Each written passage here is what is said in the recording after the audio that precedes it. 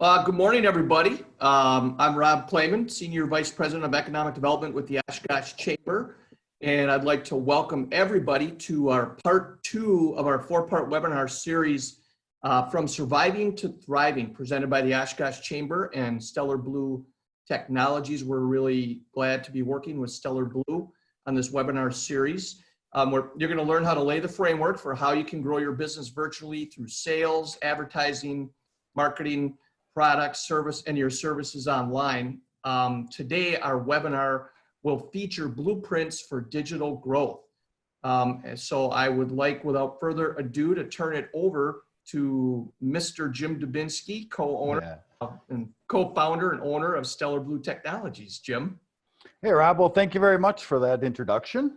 And welcome, everybody, to version number 2 of Striving to Thrive. Today, we're going to be talking a lot about e-commerce. I think this is one of my favorite topics and something that we should all be getting very comfortable with the upcoming opportunities to sell online and honestly, the need to sell online. Today's information is going to be really vital to the future of all our companies. So I saw a little preview of this presentation and we're all going to gain a lot of knowledge as we move along. So I see we've got a couple of returning folks from last week, and looks like we have some new people as well. So we keep this very informal.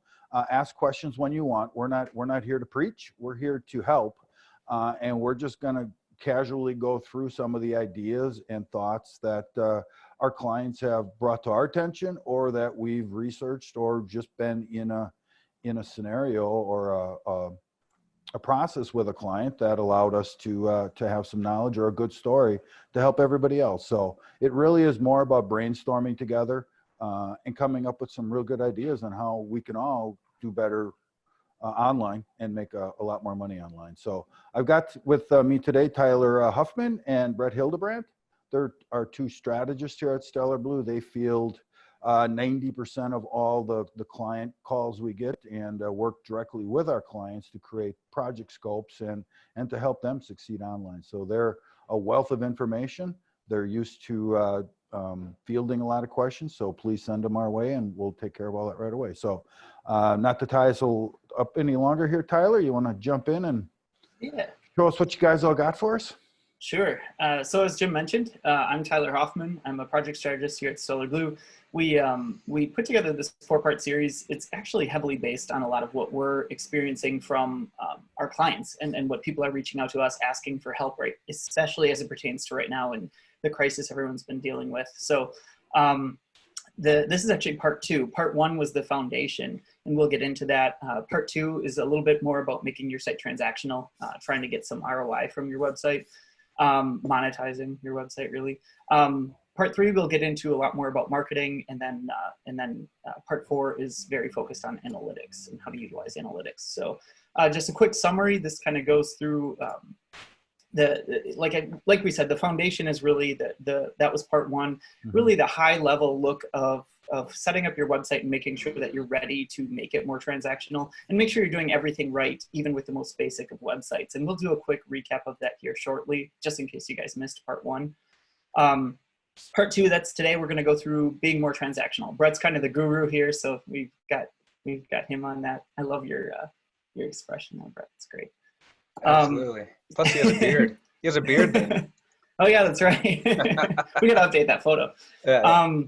Part 3 will really dive into marketing and advertising as it pertains to your site, or your business in general, I should say. And then part 4 will go into the analytics. So just being able to measure how your users are experiencing your site and how to leverage that to optimize your website and all of your digital presence. So like I said, those are the 4 parts. Let's dive into just a quick recap of part 1 right now, just so that you guys see kind of what that looks like in case you missed it, and it's a refresher in case you were here last week. So ultimately, we talked about crisis and survival. So it's really that high level. We actually brought up Stephen Covey's 4 quadrants because as soon as all of this hit, kind of caught everyone off guard, right? We were all caught with our pants down, and most of us were, at least, and we had to figure out, okay, everything's urgent and everything's important. We're in crisis mode. We're trying to figure out how we're going to be sustainable moving forward, but more immediately. Whereas now we're kind of shifting that. We're trying to look more strategically at how we're going to continue our business, grow our business, and how that's going to look as we move back into the normal, which obviously we all understand it's going to be a new normal, but as we shift to that direction. So things are a little bit less urgent now, but everything is still very important in how we kind of grow our business from here.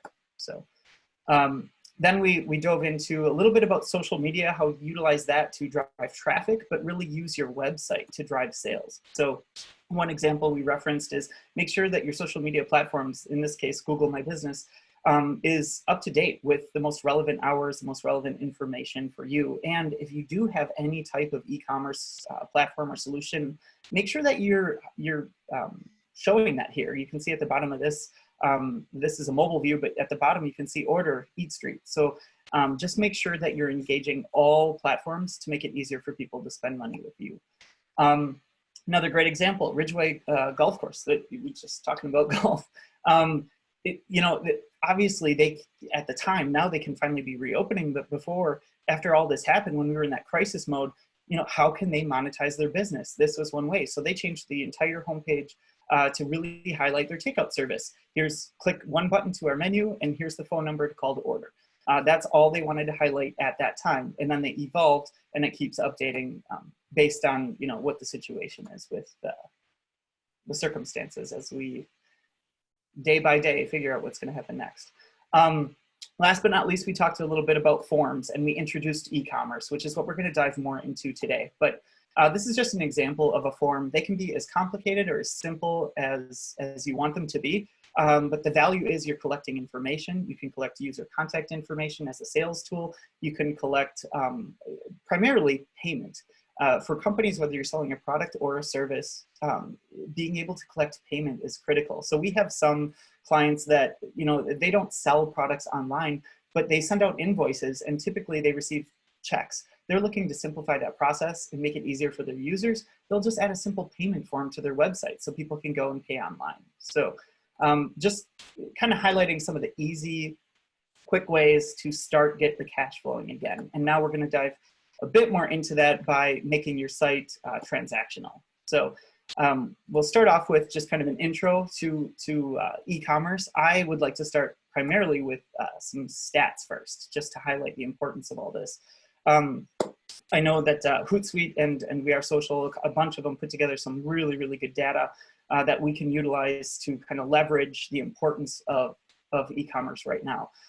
This is just a trend of general shopping online as it pertains to changes as of April due to COVID. So you can see substantial increases in different age groups as far as shopping online. Some more information. This one breaks it down based on the increase by interest. So as you know, lots of grocery stores already had options for people to order and do pickup, but not a lot of people took advantage of it, right? Not until now there's a crisis, and all of a sudden that spiked. It's up 33% just in the last couple of weeks. So this breaks down it by product, but it's just really showing the importance of e-commerce. Everyone's looking to be buying and being transactional online now. Again, the impact of e-commerce transactions, this actually compares crazy numbers. It compares the first 6 weeks of 2020, so pre-COVID, to April's numbers. So huge spike in purchases online. Again, just really supporting the fact that everyone, if possible, if you have the means to do it right now, is the time to be more transactional online. I'm actually going to hand it off. We're going to go through some of the steps, but Brett is a little bit more the guru when it comes to e-commerce. So he's going to take us through some of the steps for optimizing your site. Awesome. Thanks, Tyler. So yeah, I just wanted to knock out kind of like 5 steps that we have to getting your website. If it doesn't have an e-commerce capability or a store or anything like that, we just wanted to knock out 5 quick steps for you to start from. So first, you got to choose, what products or services you can digitize, even if you must go on site for the service or product that matters. So, is there any service or services that you offer that they could at least pay online and have it as an item, and they can check out and go through that process. You get an email notification, and then you go and say, hey, I'm going to be over here XY date and time, and then you go and deliver that service. Or if there's any extra items that you could offer, you know, a lot of bakeries are doing like at-home cooking kits and stuff like that. Anything you can think of, even something new that you don't have, but what is something that you can do that you can put online to make money from, really, from that standpoint. There's a lot of unique ways you can do that. And so once you have your services and products, whether they're new or you currently have them, you know, then you got to figure out your e-commerce platform, and we'll get into that next year. And then finally, from there, we're going to choose a payment gateway, and then we're going to go to choose a preferred shipping carriers if you do need to ship any of your items out. And then finally, adding security. We're going to talk about a secure socket layer and then a content delivery network and over-the-top security. You can never have too much security. Let's just say that in this lawsuit-heavy times we live in. So if you want to go next, Tyler, here. Yeah. We'll get into that here. So these are the platforms that are available for you as of 2020. These are the leaders in that standpoint. So there's quite a bit of market share for WooCommerce, and that is actually what we use at Stellar Blue. We use WordPress with WooCommerce, so that's what we recommend, and that's what we utilize. But there's also other ones out there. You probably heard of a few of these: Shopify, Magento. So you really got to do some research for you and figure out what makes the most sense, right? You know, you can bolt on e-commerce like WooCommerce onto one of your websites. Same thing with Shopify, you can bolt that onto your website, but then you have to look at, you know, if they're taking X percentages, any, you know, from that standpoint, and also just if their services and the way they do all of their housing of the database and all that fits with your business. So, but just wanted to give you a comparison of the market share as well as what are the options that you have from that standpoint. So. Next, we want to get into those payment gateways that we talk about here. So some of them are Stripe, Authorize.net, PayPal, Square, Amazon payments. Really, this is, you know, to make that transaction online, it has to go through a payment gateway, which, you know, if you already are a business owner, you already have a gateway when somebody comes on into your store and you're swiping credit cards already, right? So now we're just using this and putting it online. And again, you need to choose one that makes the most sense for your business. We recommend Stripe. Just because of the flexibility for their online payments, as well as a very standard, I believe it's like 2.9% transaction fee. So once again, those vary a little bit based on the gateway. So you got to find out what makes the most sense for you. Then what you get up from here is you go into shipping. Again, if you have items that you're shipping out, you know, you got FedEx, USPS, UPS. So figure out what carrier, again, gives you the best rates for how much bulk and shipping that you're doing. So, and once, you know, when you have your platform that you choose from there, you know, they're pretty easy to add these, you know, choose your gateway and then choose your shipping. You just kind of have to do your due diligence to make sure you're choosing the appropriate ones for your business. And then finally, security, right? It's been talked about for, gosh, probably 5-6+ years now, the SSL, secure socket layer. You notice the difference, the verses there. We have one that says not secure. So Google started doing that a few years back of making it pretty transparent when this website is not secure versus the lock that you have on there saying it's secure. Sometimes now they even have it show green up there as well. And again, that was mandatory for any online transactions that are doing any sensitive data, such as credit card information. But now Google is just recommending it just for you to be higher in the search engines, even if you don't have anything that's taking credit card information. Finally, Tyler, if you want to tap in here one more time, we're going to get into the CDN. I don't know too many people know about this, but it's something that we use at Stellar Blue. CDN stands for Content Delivery Network. And what that is, these are just a few providers. We use Cloudflare, so the second from, or the third in up top there. And we use that for their CDN services, which basically means if you think traditionally, you have a database and everybody's accessing this database around the globe, right? Well, what's happening is everybody's going to one database. Your load times are going to just drop, you know, tremendously down. And a couple statistics I got, you know, right here, where if it's a 2-second delay and or a 2-second slower web page loading speed can almost double the number of visitors who end up abandoning their carts. And then we get into 100 milliseconds slower web page can result in 7% drop in sales, right? So those are small increments that have a big impact on your business. And people are very short, the short attention span. They want that instant gratification.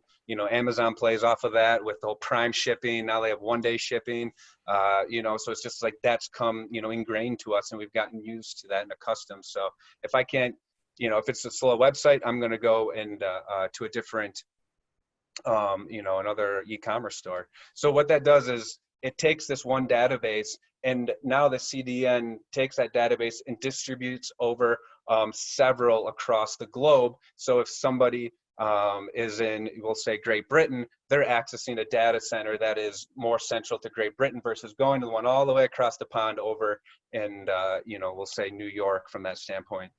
So it's separate, it spreads all those out there for faster load speeds. And then we also add security measures over the top. So before anybody can even get into your website, we have, Cloudflare that acts as a force field to block out any spam traffic. People try to do IP attacks to overload your servers to crash them down. And we all know what can happen when your website's down, especially if you're using it for e-commerce sales. So those are just a few quick things that I wanted to mention to consider from that standpoint. And then we also just say, but at the very minimum, if you don't have this whole robust store out there, just utilizing a simple form to sell, or collect payments. So you can do a simple enter your invoice number, payment, and they can pay for one of your services from that way. Just try to get it to be transactional, which is why we're talking about this, something that you can receive money or, online, and try to digitize everything that you can. Because it's not gonna slow down now. So Brett, I have a question, if you don't mind. Before Tyler, can we go back to that slide just a minute? I want to get some clarity.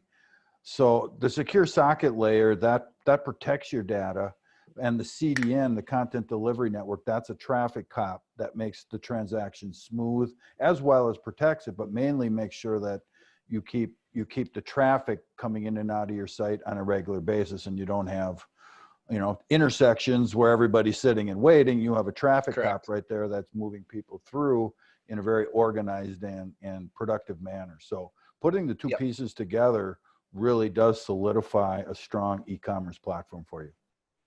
It's also good to note that that an SSL without that, as of last year, Google's bots, they won't even scan your site for SEO rankings. So if you're putting in a lot of effort to optimize your keywords and all this other marketing effort, but without an SSL, you're kind of wasting your money, because they won't even be scanning your site. Yeah. And an SSL, if anybody wants to go out and check on Google on what an SSL is, it would take us about an hour of geek talk to talk about what that security level means and the encryption levels and all that kind of stuff, and why there's different pricing, and it goes on and on. But if you're going to be selling online, if you're going to have a website, you're going to need an SSL. So I would recommend anybody that's in this webinar just to go out and Google it, get yourself a little more familiar with it. But it is very important on the internet that you are using an SSL. Yeah. And the CDN, since it makes your website faster, Google will rank you higher based off of how fast your website too. So it all works in unison. So if you haven't considered a CDN before, I highly recommend you look into it. And again, we use Cloudflare, but you can pick one that suits your needs. And the other piece of this is both of those to add to your website are easy. It's not that complicated. If you go out and talk to your hosting provider, they should be able to supply you with an SSL. There are different cost levels depending on the level of securities that are in place, but easy to install. The content delivery piece is also very easy. Just go out to one of those companies and they have very easy instructions to help you manage that. So they sound a little geek. They are very geeked up terms, but they're not that hard to implement onto your websites. Yep, and always feel free to reach out to us via email and us too. Stuff. Yeah, absolutely. So. Absolutely.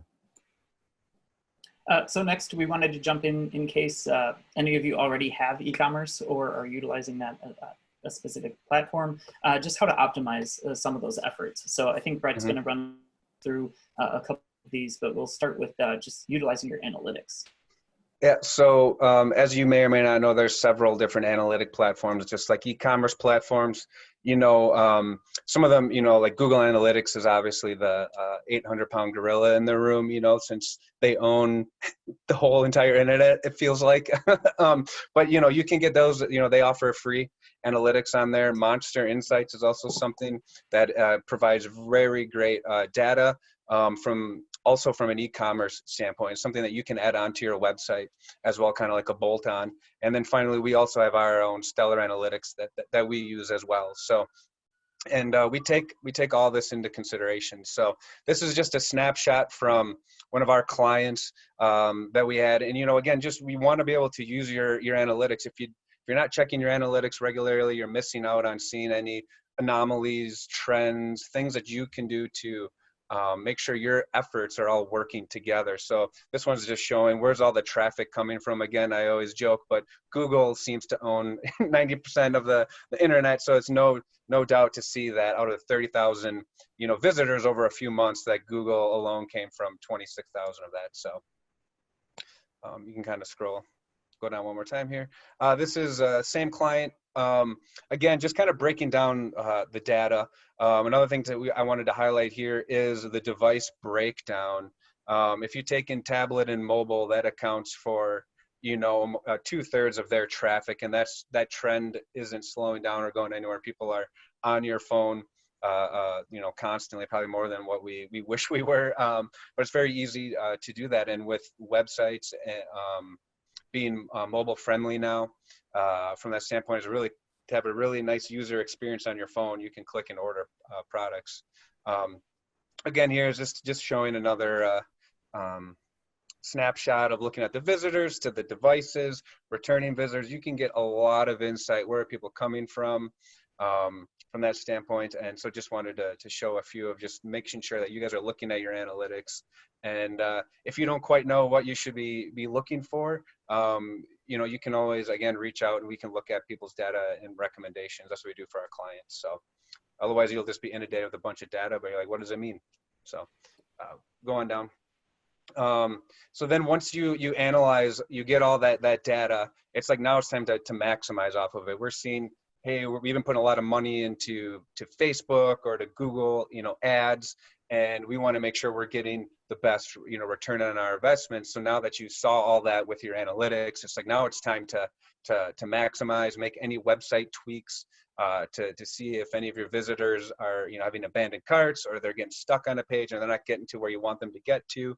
Maybe doing some call to actions or pop-ups to help direct them, maybe running a sale, all of that. Now it's time to utilize that. And so if you want to click in here, Tyler, this is one of our clients, and I just thought this was fascinating that they took the time, we're working with them, but they took the time to make all those suggestions of adding pop-ups and optimizing their data. So we work with them, and the nice thing is that you can see their revenue went up 100% over the last 30 days, due to COVID, as well as them taking the time to optimize their website and adjust, weekly, if not daily, for certain things. You can see I blocked off their products from there just to keep anonymity, but you can just see, the number of sales to the quantity and their total revenue, and they're running specials and sales right now. And they're driving, so they're doing landing pages, they're doing all the right things to capitalize from being mobile optimized, taking advantage of making it clear call to actions, making it simple. They have 4 different payment gateways on there. They have buy one clicks to get, hey, here's a product, like Amazon, one click pay, they have that on here. They're doing all the things to make that tie into making a great user experience and taking advantage of that. They have the CDN, everything. So yeah, and I wanted to just throw in this this little tidbit. Brett mentioned mobile optimization. Some really good stats here, just showing, really just highlighting how much people are using mobile internet. So if you don't have a website that is optimized for mobile use, whether it's on tablet, smartphone, etc. It needs to be, because roughly 92% of views of mobile internet come from cell phones. So just keep that in mind, especially as people are on the go or whatever. I mean, coming out of COVID, that's still just going to be an upward trend.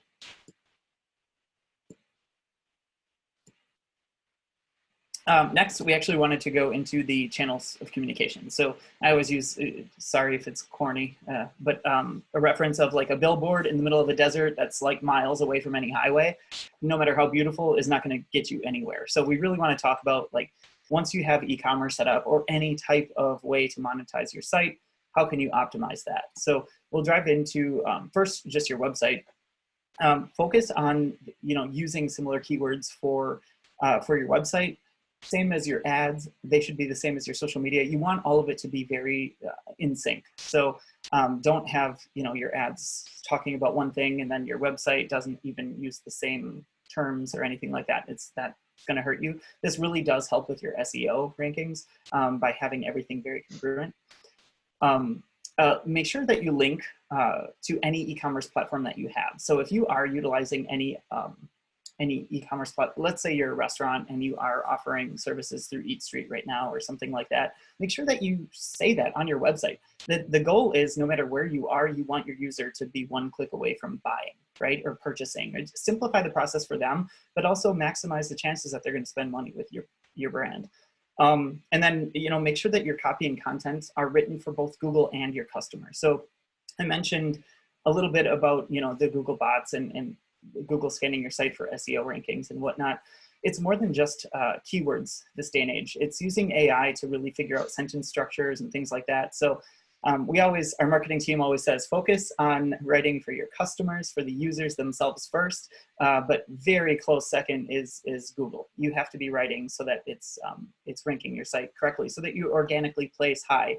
And then any additional ads that you spend, any focus like that is going to help you even more. So this is just a really good example of, on the left, you see the paid ad. It's a Google ad, but the words, the search words that the person put in and the descriptions all match what's on the website.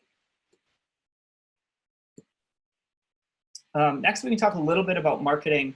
Obviously traditional marketing is substantially changing right now. So there's a few different ways that people are marketing differently. Obviously, Chamber of Commerces have really stepped up their game as far as embracing and engaging people with different brands, different B2B ideas. They've changed the way that they have gone about that, because everything used to be so focused on in-person. Through professional networking groups, there's a lot of these also being brought virtual now. So keep in mind that these are all areas that you can be touting your business efforts to other businesses, just to try to get your name out there and hopefully get people coming to your site. And community engagement.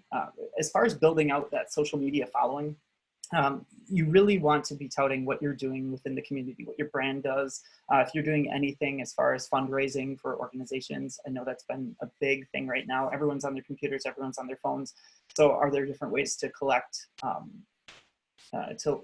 funds for good causes or anything like that? Always be highlighting that stuff to build that following and to get that presence, because it's going to drive brand attention to you and hopefully your website that now can be transactional. We talk a little bit about social media. I can dive into this a little bit further, but ultimately grow your following. Social media use is up substantially. So here's a breakdown by age group of how much it's gone up just since COVID. This is really just within the last couple of weeks. Pretty substantial numbers, pretty substantial increase. This is just another breakdown that highlights those ages and then how it relates to sex. Business listings, if we dive into that a little bit. I mentioned Google My Business earlier. Make sure that that account is up to date. If you don't have that set up, I highly recommend it.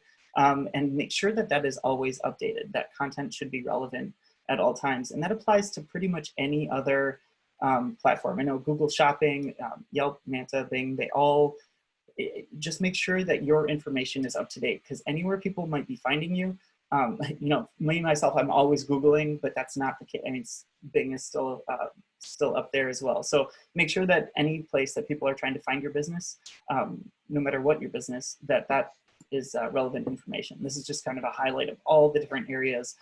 So if you're using any social media, make sure that that social media has the most up-to-date and relevant information. So if your hours are changing as we, work towards reopening businesses, that needs to be a constant update for you on these different channels.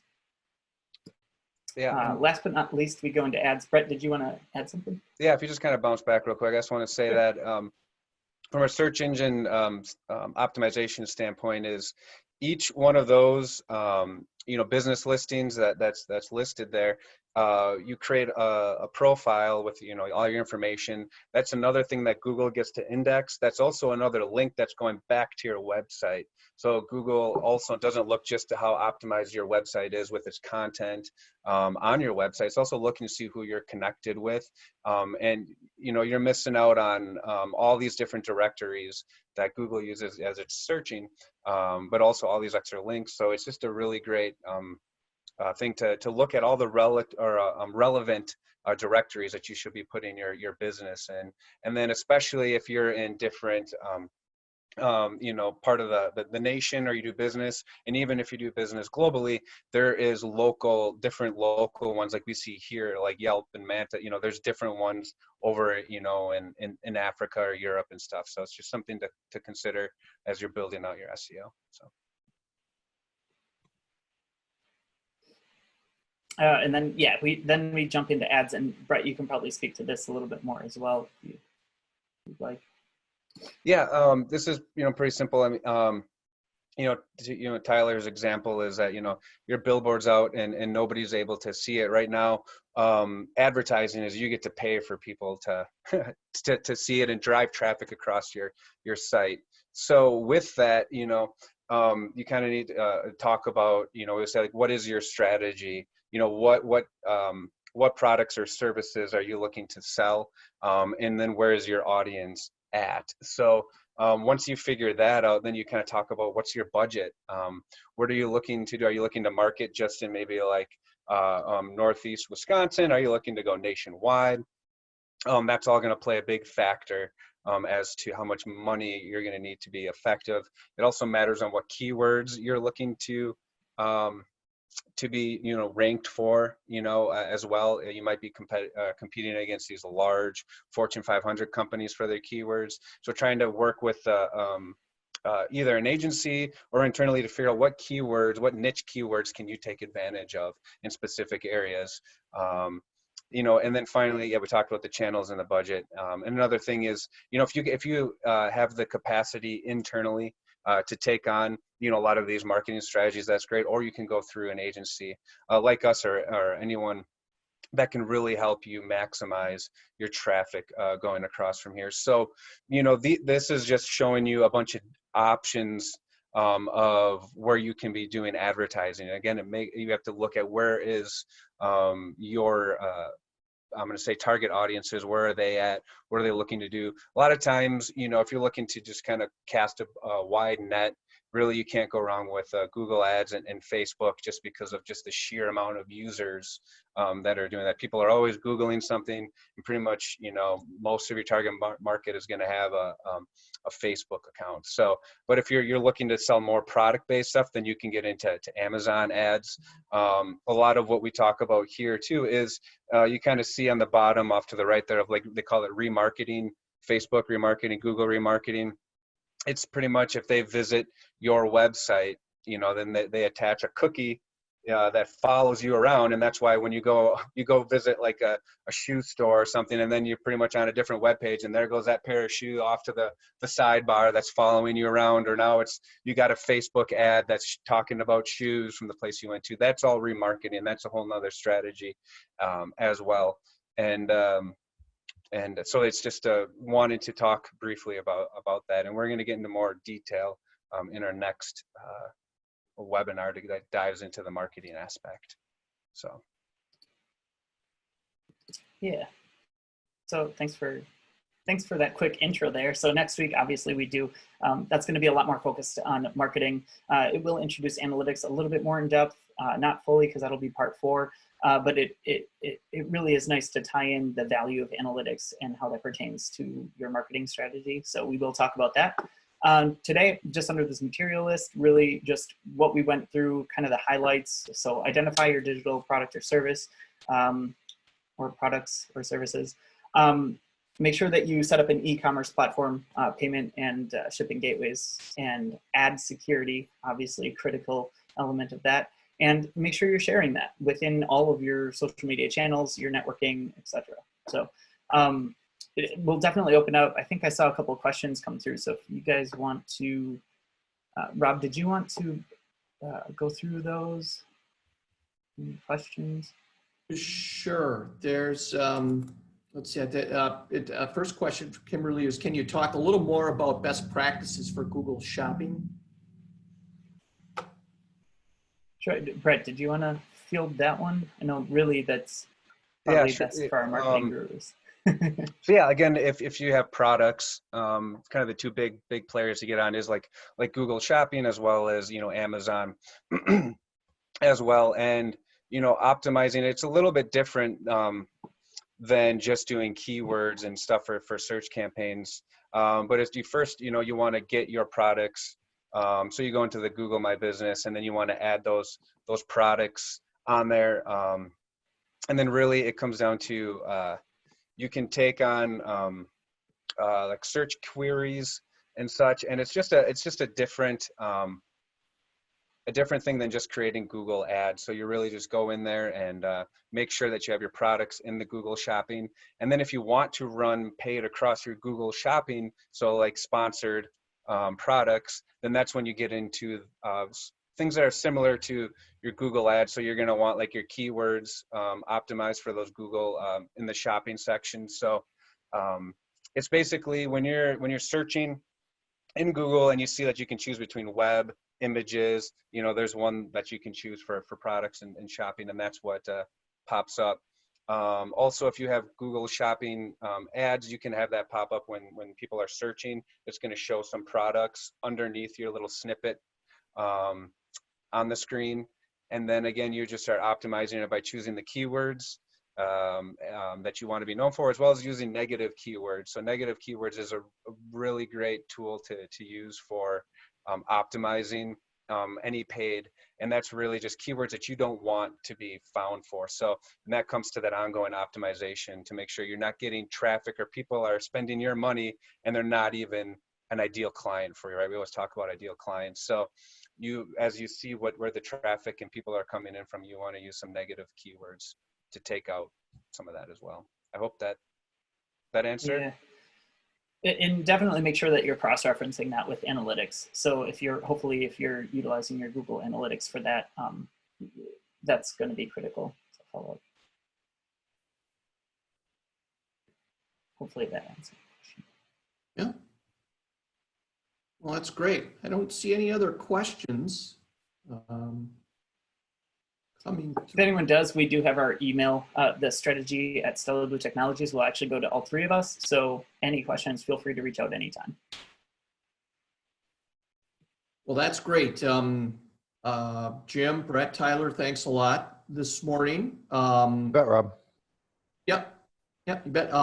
You know, everybody, these guys are experts. They've been very helpful with us here at the Chamber. They've helped us market our services online. They really helped us get Amplify going and everything that's happening there, and have been very helpful to us continually. So, you know, we're really glad to have your expertise as part of this webinar and just, you know, kind of with everything moving forward. So we really appreciate everything you're doing at Stellar Blue for us here and at the Chamber and for our membership. And we're looking forward to next week's session, which same time next Tuesday, right guys, 11 a.m.